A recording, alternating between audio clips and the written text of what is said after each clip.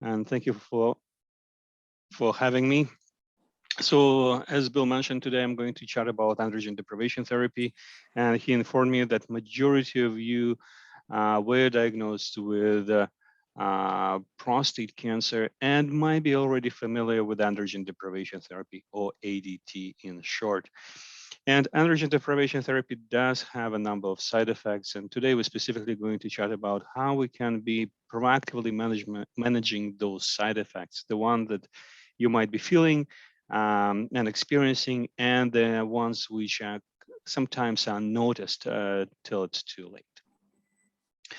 So I'm going to chat about prostate cancer in general, a little bit about the androgen deprivation therapy and what treatment options are actually available in British Columbia. And then we actually will get to the side effects and management. So prostate cancer is the most common cancer in Canadian men. About 1 in 9 men will be diagnosed with the prostate cancer in their lifetime. Majority of the patients, and actually 80% of the patients, are diagnosed with prostate cancer at the early stage and would undergo local treatment, and they would be cured from the prostate cancer. Unfortunately, 20% of men would be diagnosed with metastatic prostate cancer or will develop metastatic prostate cancer post initial treatment. And those men will require additional treatments, and one of them would be androgen deprivation therapy. The good news is that generally speaking, prostate cancer is a slowly growing cancer, and we are making advances in the treatment of metastatic prostate cancer. So when I first came on board here about 7 years ago, we had 2 to 3 treatments available for metastatic prostate cancer. Now we have about 6 to 7 treatments available, and this is in 7 years. And here specifically in Vancouver, we're making significant progress again with treatments and running a lot of clinical trials, which are available for any patient with prostate cancer in British Columbia. So what is androgen deprivation therapy, and why are we talking about androgen deprivation therapy? So we know that testosterone basically is a food for prostate cancer. So it stimulates prostate cells growth, but unfortunately in prostate cancer patients, it also stimulates prostate cancer growth and cell division and spread of the cancer throughout the body. So back in 1950, Dr. Charles Higgins found that by removing men's testicles, he effectively slows down the progression of the disease. And around 1980, other means of controlling testosterone were discovered. And so majority of men nowadays are on some form of the injection to control testosterone production from testicles. Why we think that testosterone, again, androgen deprivation therapy is important, because it's a backbone treatment for the prostate cancer, right? So this is basically kind of a busy slide, or it's an overview of the whole treatment, different option treatment for both metastatic castration sensitive prostate cancer and metastatic castration resistant prostate cancer. Some of you might be not familiar with these terms, and again, if Bill would like, and we'll have another presentation separately on metastatic castration sensitive error resistant prostate cancer as well. But as you can see, that androgen deprivation therapy actually used along the whole continuum of the prostate cancer treatment. And so all the treatments are actually added on top of the androgen deprivation therapy. So whenever urologist, oncologist, or radiation oncologist talk to you about switching the treatment, it's not necessarily they mean stopping androgen deprivation therapy. It means that they're probably recommending to add additional treatment to the androgen deprivation therapy. So always ask your oncologist, again, your treating healthcare professional, whether they actually think of stopping androgen deprivation therapy for you, because again, in some cases, androgen deprivation therapy could be stopped. So the function of testosterone. So the testosterone is responsible for many functions in the male body, right? It's responsible for maintaining muscle growth and strength, skin elasticity, bone strength, kidney, liver, and heart functions, bone marrow stimulating production of red blood cells, maintaining libido, mood, and cognition. So that's when person, and that's why when, for example, we use androgen deprivation therapy, a person might be experience a variety of the side effects because again, removing testosterone might affect any part of the man's body. So what are the options that, this is just an overview of the options here in British Columbia that are available for prostate cancer patients to control their testosterone, and then we'll go in a little bit more detail. But first option is surgery. Orchiectomy is still an option. And in fact, in my practice, I have a couple of patients who actually underwent orchiectomy, and we can ask me questions later why they decided to proceed with orchiectomy versus the need of controlling the testosterone through the injections. Then the most common therapy people use here, specifically in British Columbia, is luteinizing hormone releasing hormone agonist. I know it's a mouthful, so in short, it's LHRH agonist. And the most common medications generally that we see with being used is goserelin or Zoladex. So other medications are used like leuprolide. It can be either Lupron or Eligard, intramuscular injection or subcutaneous injections. And to be honest, buzerelin, I have never seen this being used in my practice, but again, it's still available here in British Columbia. Now, the other medications that we used is LHRH antagonists. So it's like there is and this medications usually not used often, but there is a kind of a specific use for this medication in patients who have newly diagnosed metastatic prostate cancer and cancer spreads rapidly.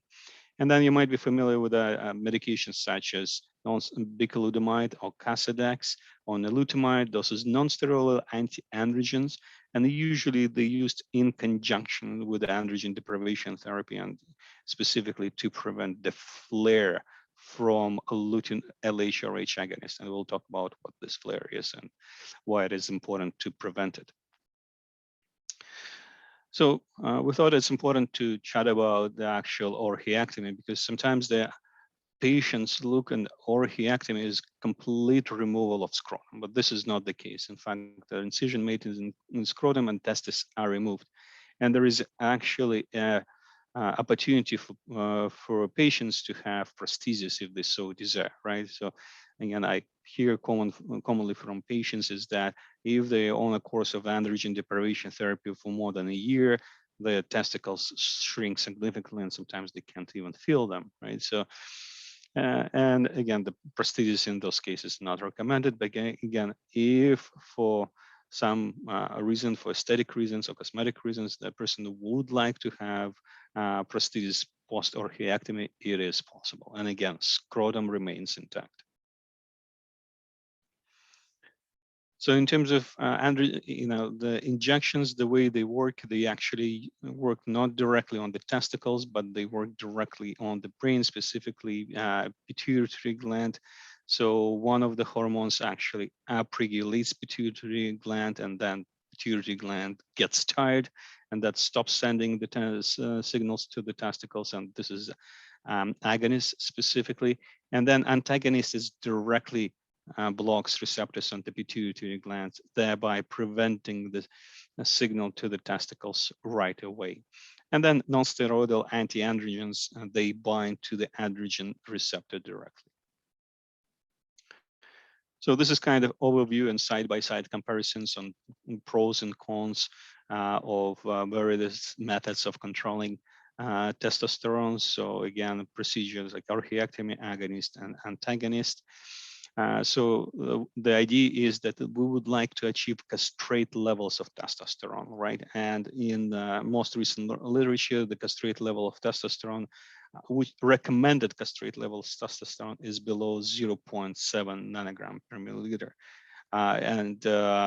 Previously, men considered to have castrate levels of testosterone when the testosterone dropped below 1.5. But again, there are, I would say, number of studies that point that the lower testosterone, so to speak, the better the control of the prostate cancer in general, and the longer it takes for the cancer to relapse.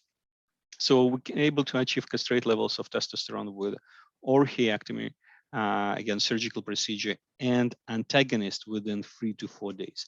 It takes about 3 to 4 weeks to achieve castrate levels of testosterone with LHRH agonist, like the Zoladex, for example. So that's why sometimes when the patient is started on the androgen deprivation therapy, they might not feel any side effects for the period of month or even 2 months.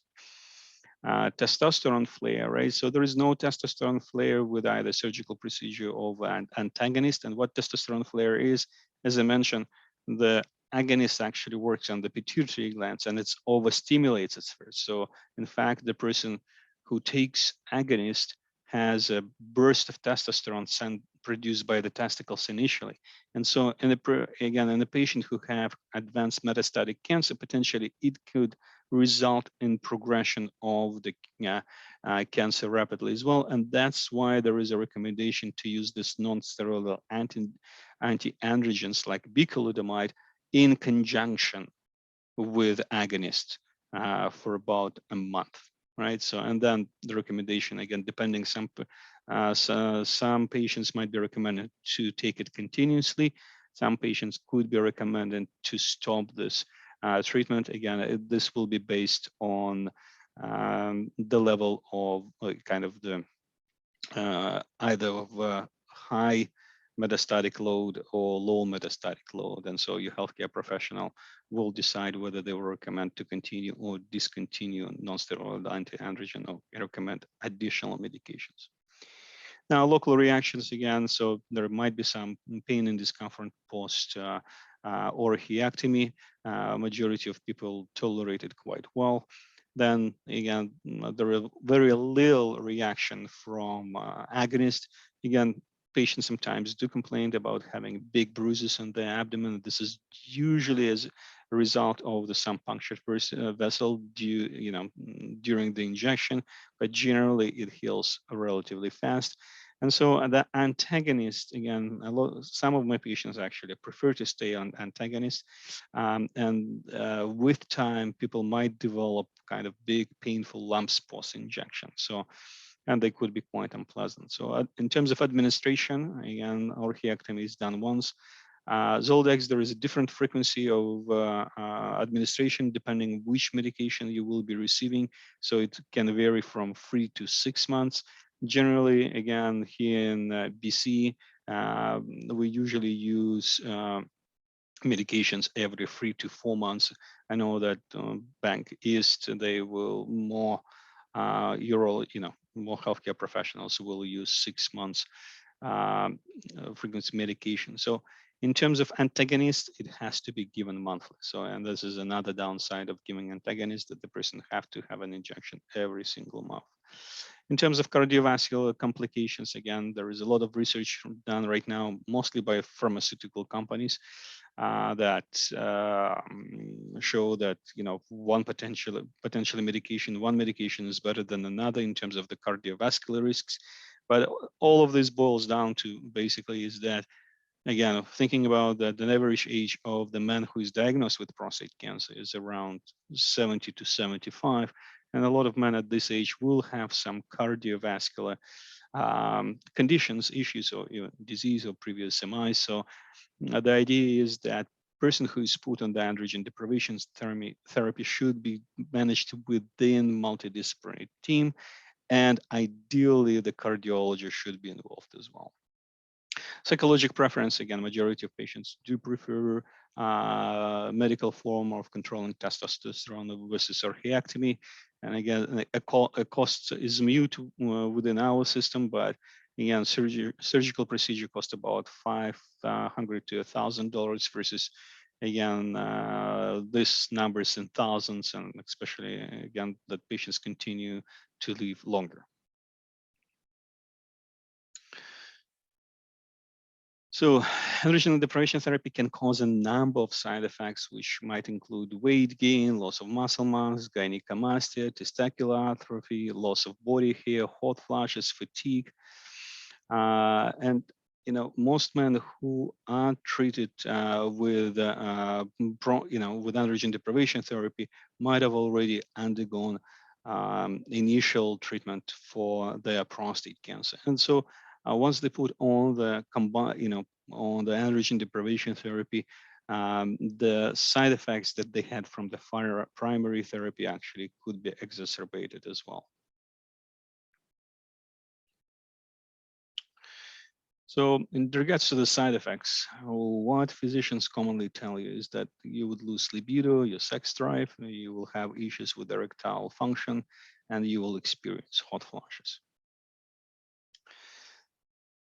So unfortunately, there is no magic pill for libido or kind of a sex drive. And when testosterone is loaded, the sex drive may decrease, right? Approximately 90% of men will experience low libido on the androgen deprivation therapy.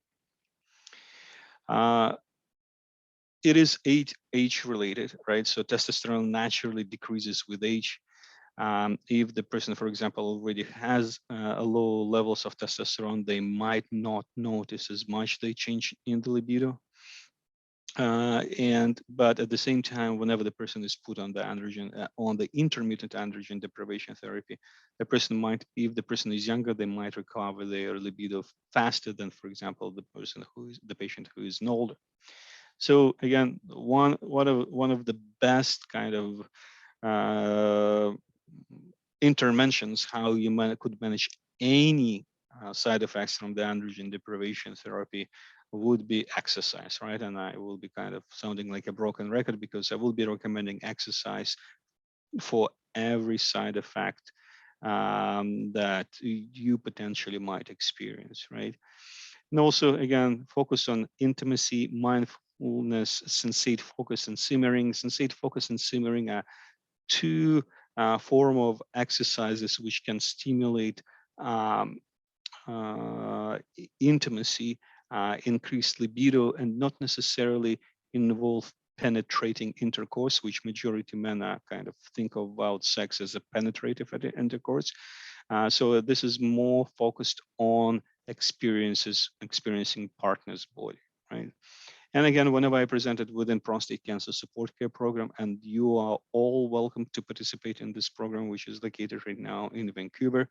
There is a sexual health therapist. So if sexual function is important to you, please connect, and I will provide the address at the end. Please connect with the prostate cancer support care program, and you could be connected with a sexual health therapist, right? And again, I stopped making an assumption in terms of importance of sexual function for men who has prostate cancer. Some men actually complain that, again, we seem to be approaching our patients asexually and don't talk about sex enough, unfortunately, right? And I had couples crying in my office because, again, they thought that their sex life is over. So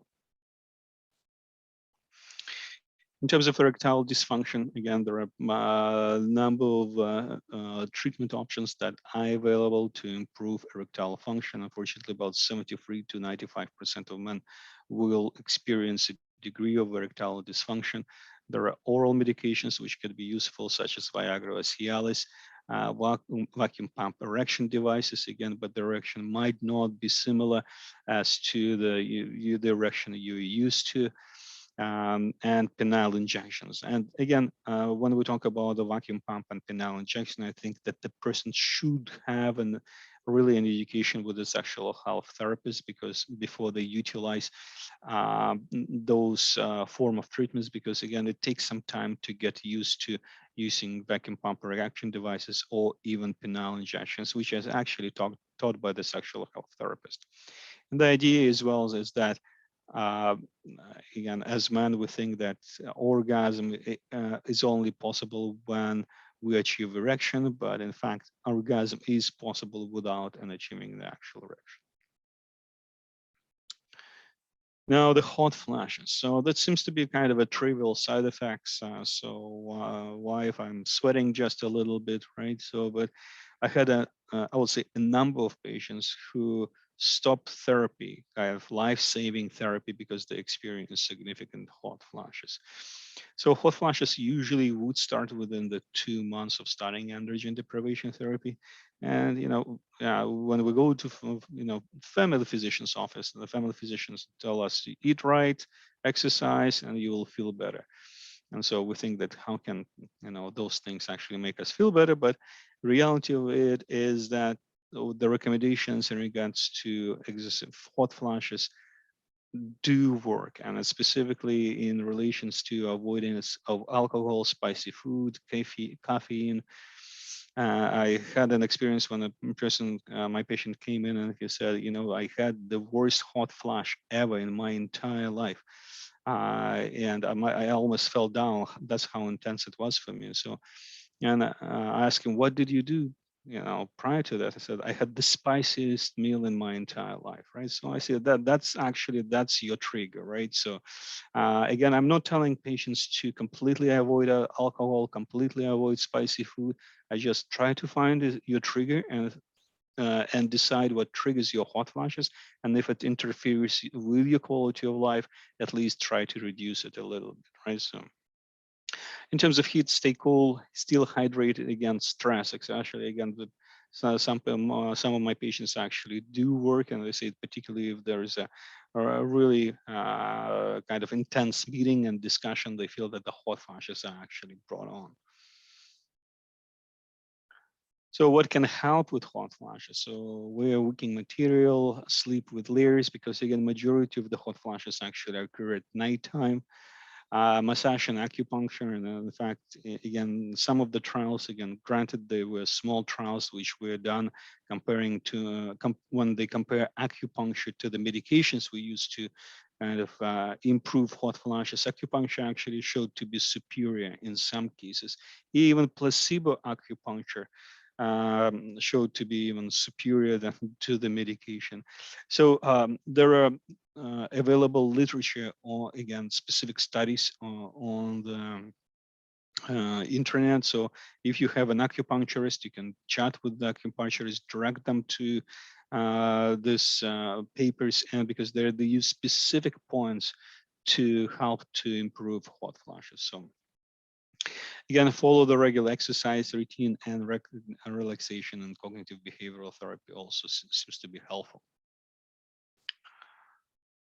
In terms of other things to try, again, some of the things that been tried previously is soy foods, flaxseed, black cohosh, garlic, ginseng. When they were put to the test, they seems to be not having any significant effect on hot flashes, but again, they seems to be kind of not really affecting overall health of the person. So when they taking in moderation, so by all means, you can try them and see if it reduces the frequency and intensity of your hot flashes.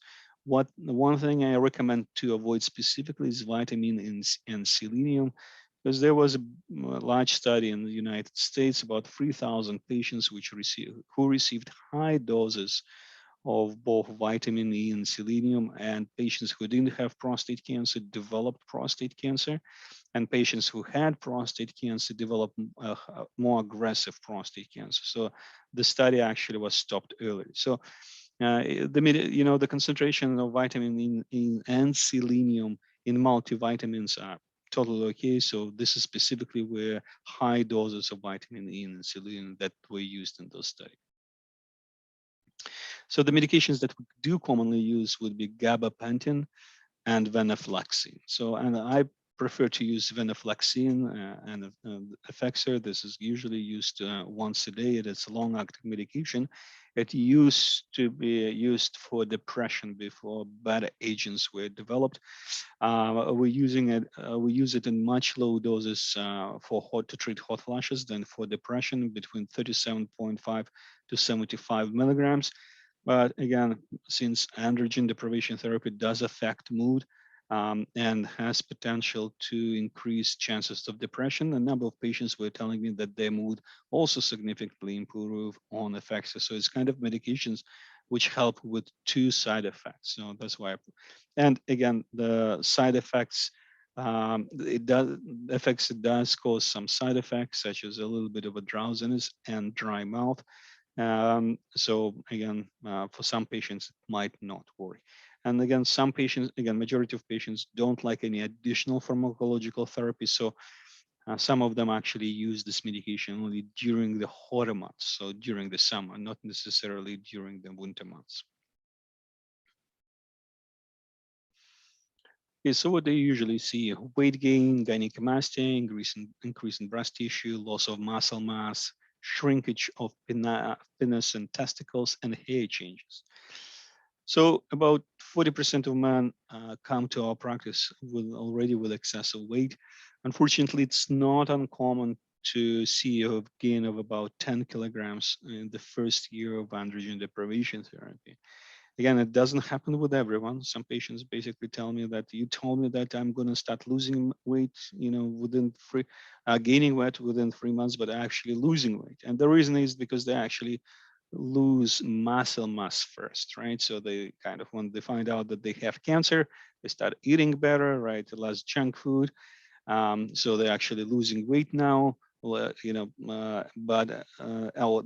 their fat weight is stable, but they're losing their muscle mass, right? So, and this is great if their weight continues to be stable, and I usually educate them to continue with their exercise and with their diet routine, right? So, and again, if you would like to learn more about this, there is a module free within prostate cancer support care program on lifestyle management, which is, and they talk about the exercise and nutrition. And there is also an opportunity to meet one-on-one with a dietitian to discuss what particularly would work for you, as well as to meet one-on-one with an exercise therapist who will develop an exercise program which is specific for you. Because again, everyone has a kind of different physical tolerance baseline, so to speak. So shrinkage of penis and testicles. So again, it is common to see the shrinkage of testicles within the first 6 months. Usually, the person will lose penile length as well, and up to about 1 to 1.5 inch within the first 2 years, and this will stop afterwards. And usually, this is happens due to fibrotic changes, so scarring of cavernous bodies and trabecular smooth muscles. So if anything, especially if you're on the intermittent androgen deprivation therapy, I do recommend kind of massaging your penis whenever you're in the shower, right? Think about it as not a masturbation, but actually massaging your penis so you can actually pull blood into your penile tissues and improve oxygenation.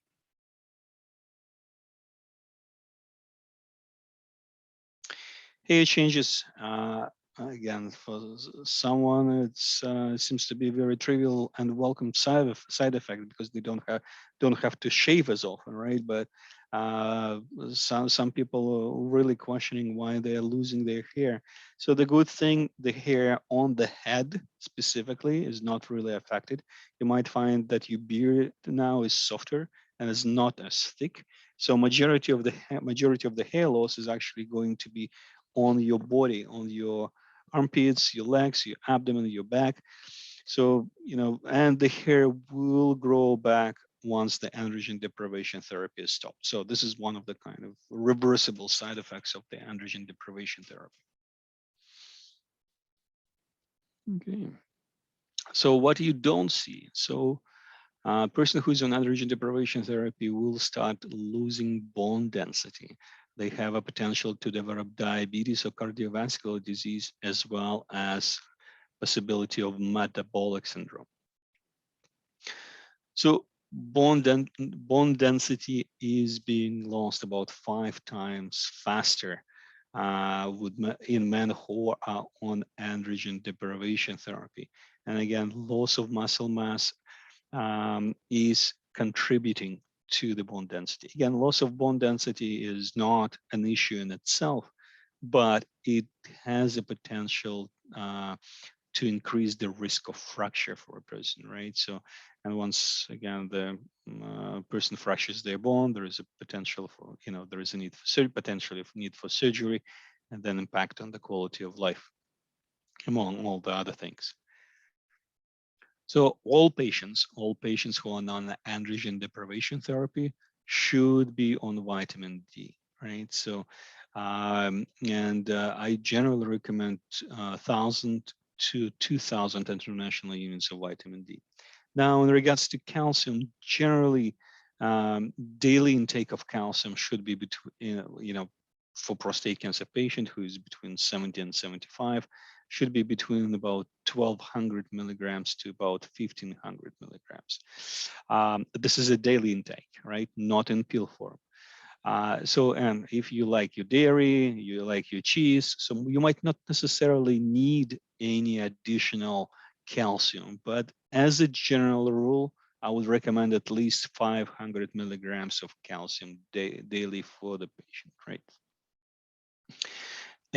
Again, generally it's considered to be golden standard to have a bone density scan. So don't confuse it with a bone scan. It's a bone density scan. So bone scan looks for metastasis in the person. Bone density scan looks at how dense the bone is. What is the potential for fracture?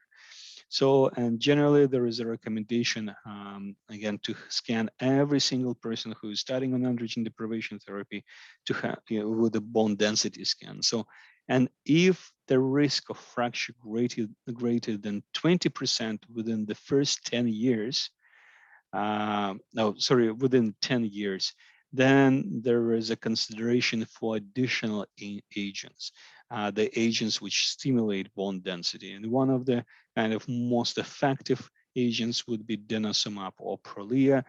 All the other, it's the subcutaneous injections. Other medications called bisphosphonates like alendronate.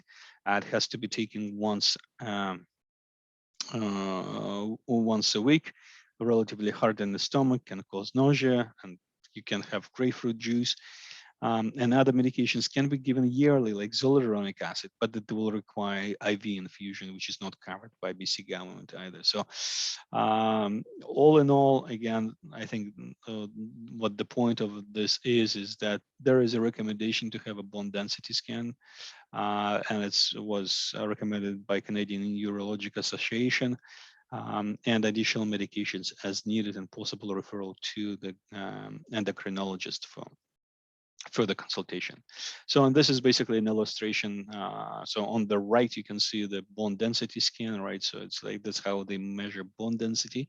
And this is what is happening to the bone as it loses bone density, right? So it becomes weaker and weaker as the bone density loss. So there is osteopenia, and this is an osteoporosis here.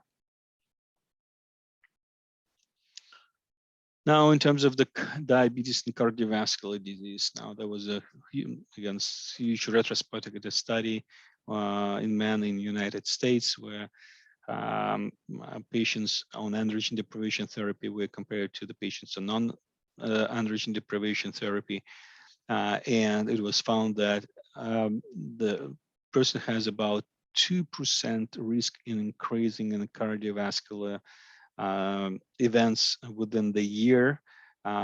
This increases to 4% within the next 2 years. And the longer the person is in androgen deprivation therapy, the higher risk of the cardiovascular effects. So metabolic syndrome, basically, this is any 3 out of 5. So it's going to be visceral obesity. And as we discussed, that the number of men already come slightly overweight. Again, a possibility of increased insulin resistance. And again, the person gaining fat mass and losing lean muscle mass, hypertension, blood pressure, right? So I highly recommend every single prostate cancer patient to have blood pressure machine, right? So again, because with increase in weight, blood pressure can increase, and pretty much every single medication that we use to treat prostate cancer has a potential to affect blood pressure, right? So The most accurate blood pressure measurements are, in fact, in person's home, right? So and generally, I would recommend the person to bring their blood pressure machine at least once to the physician's office so they could compare the readings in the office, because again, the machine in physician's office are usually calibrated on a regular basis. And this is basically in relation to the cholesterol levels. The cholesterol levels would increase potentially in unpredictable way. So I do also recommend to have a close relationship with your family physician and monitoring your blood sugars, your cholesterol levels on a regular basis. By regular basis, I mean you can have a discussion with your family physician whether it's going to be 6 months or every 12 months.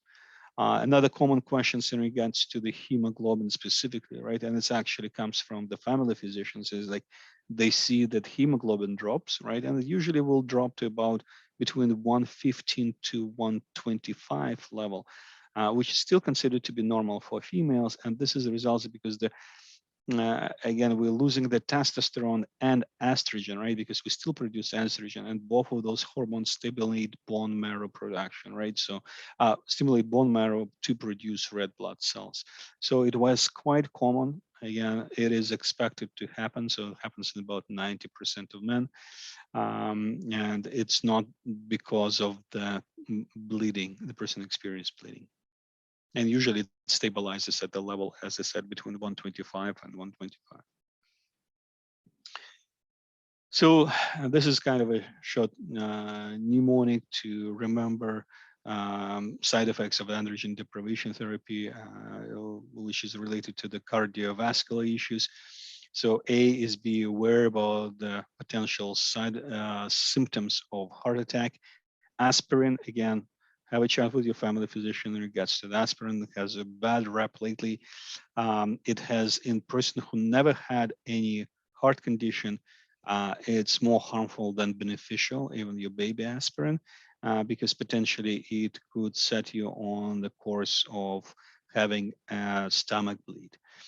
Monitor your blood pressure, know your cholesterol levels. If you smoke, stop smoking. Diet and exercise, right? And if you have diabetes, potentially your diabetes could be less controlled once you start androgen deprivation therapy. Hmm. So what do you actually feel? So muscle and joint aches, depression, cognitive dysfunction, fatigue, lack of energy, lack of initiative. So again, and this is kind of came from actually the meetings like this. It's when I was presenting back 3 or 4 years ago in-person sessions. We had kind of a round table. So, and I was at the beginning of each presentation, I was asking patients, specifically more participants, what side effects particularly bothersome for them or they would like to discuss. And so one guy says, you know what, I start having those muscle aches and pain, like about 2 3 months of studying androgen deprivation therapy. And every single guy there, oh yeah, I have more muscle aches and pain, right? So and we're actually starting looking into this. And yes, similar to our female counterpart who undergo menopause or who's been treated with aromatase inhibitors, they do in fact start to experience increasing aches and pains in their muscles and their joints. And the kind of the understanding of it is that because of the lack of testosterone, we see that when they did an MRI of the joint, they see the thinning of ligaments. There is again thinning of tendons, and there is also less lubricant within the joint. So again, there is kind of a physiological mechanism for that. Again, exercise is the best way to mitigate this. Acupuncture seems to be helpful as well. And the recommendation usually for this is 2 sessions the first week with 4 sessions afterwards. And there are some, again, medications which could be helpful, such anti-inflammatory medications like NSAIDs or medications like Cymbalta, which is prescription medication, could be discussed with your family physician. Depression. So again, the men who are on androgen deprivation therapy are at higher risk for depression. And again, it's my recommendation is always to have a conversation with a counselor. And again, it's all I will have a counselor who is also available within prostate cancer support care program. And I know that counselors are also available within BC Cancer, both in Victoria and Vancouver. And we do know that men who are on androgen deprivation therapy are 8 times higher for the risk of depression than the men who are not treated with androgen deprivation therapy.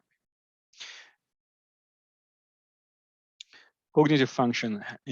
Again, generally, I would say people don't find that their cognitive function is significantly affected. But I had actually a number of patients who were telling me that the only side effect they experience is their cognitive function. And generally, those men tend to be younger men who still continue to work full time. And not that they can't solve the same problem, it just takes them longer to solve the same things. Majority of the older gentlemen actually did mention that, they find that they're becoming a little bit more forgetful. Again, exercise to stimulate blood flow to the brain, reduce clutter, living spaces, and reduce alcohol and smoking as well. Fatigue is a big thing. Again, there is no magic pill for fatigue. It seems to be counterintuitive that the best recommendation to fight fatigue would be exercise, right? And a couple of patients were looking at me and saying, what, I just told you that I'm fatigued and you're recommending exercise, right? So, but in fact, again, the fatigue, again, it's numerous studies were done and they're saying that fit exercise is the best kind of remedy for fatigue. And generally, whenever I ask patients if they ask exercise, they tell me I exercise. So I want to ask them, what do you actually do for the exercise? They say that I'm walking, right? So, and kind of the walk, kind of leisurely walk with my wife. I do it for about 2-3 kilometers. And this is absolutely fine. So continue to walk with your wife, by yourself, or your loved one. But at the same time, this is not actually exercise. Exercise is when you try to walk and you're not able to talk, right? Or try singing. So there is supposed to be a certain level of intensity when you're doing a physical activity, right? And so what is the general recommendation for the exercise? Again, it's 150 minutes per week of moderate aerobic exercise, as well as about 2 to 3 sessions of resistance exercise, right? And at least we're trying to achieve some form of vigorous activity between 7 and 8 here. Now, in terms of, again, benefits of exercise, those are many. So, and this is kind of a slide to stimulate you to exercise. Again, it's improves your brain function, improves your sleep, and pretty much improves everything. In terms of take-home message, again, there are multiple domains of well-being for the prostate cancer survivors. I constantly hear from my patients is that I will address one thing first, and then I'll start addressing another thing, and then I'm addressing another. So I would say try to kind of think about it as androgen deprivation therapy affects everything, and potentially every part can affect your well-being. So my recommendation, at least learn or try to address every domain of your well-being at the beginning and just then focus on the important part, right? So because again, sometimes if you are forgetting to address one domain, it might be harder than to improve or mitigate the changes that you already experience because of the androgen deprivation therapy. So take-home message, androgen deprivation have tons of side effects. Again, 20% of men do not have any side effects. Again, over this period of 7 years, I still have to meet such a man who doesn't have any side effects from the androgen deprivation therapy, but apparently in the literature they exist. Again, the best way to manage them are being proactive. Exercise and diet is the best thing that you can do for yourself, right? And there is kind of additional tweaks on top of that, which we can do to mitigate those side effects. And again, I guess, thank you for all this support programs that we have here in British Columbia, and I guess all over the world, which can help patients to deal with side effects of prostate cancer, and they could actually support each other. I do run an androgen deprivation therapy clinic in Vancouver, so I meet with patients one-on-one. You don't necessarily have to come to Vancouver to see me. A majority of my patients, right now, again, majority of my consultations are over the phone, and where I specifically discuss, patients' costs of treatment, the medications, the side effects, and past medical history. And again, this is general contact with the prostate cancer support care program as well. And that's the end of the presentation, gentlemen and ladies and gentlemen. And I guess that there is time for questions now.